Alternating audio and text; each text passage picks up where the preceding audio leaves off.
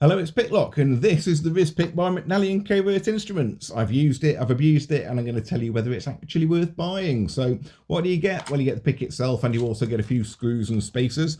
Those are there because the Rizz Pick is compatible with the Covert Companion and the Slim Pickings. So if you use those systems, you can mount this straight into them. But the Rizz Pick on its own, what are you actually buying? Well, you get 5 picks, and they're the exact same profiles that you get with the Reaper lock pick set.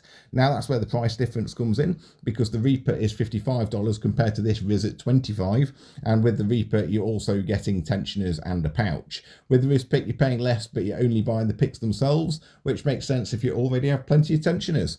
It's also worth mentioning that the Rizz is essentially the Riv's little sister. They're similar ideas, but the Rizz is made from 0.02-inch steel compared to the Riv's 0.025. That isn't better or worse, it just means that they fit different keyways, and it probably means that the Rizz is more suited to someone with a bit more experience.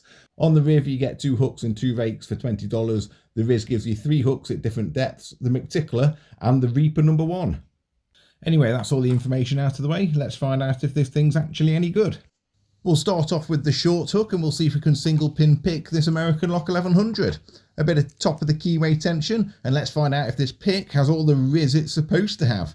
Now, straight away I can feel that this pick isn't as comfortable in the hand as a rigid full-length pick, but is it something that you get used to? Probably.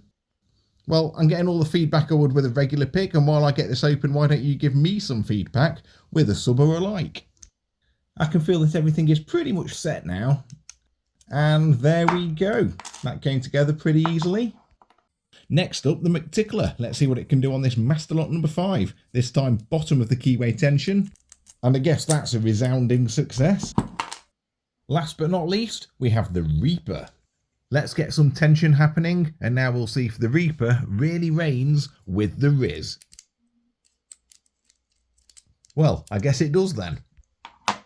So is it good? Yes. Does it open locks? Absolutely. Pros, great for anyone with a Covert Companion or Slim Pickings, or anyone with a bit of experience under the belt. Cons, probably not ideal if you're just starting out. Anyway, thank you for watching. Please like and subscribe, and have a nice day.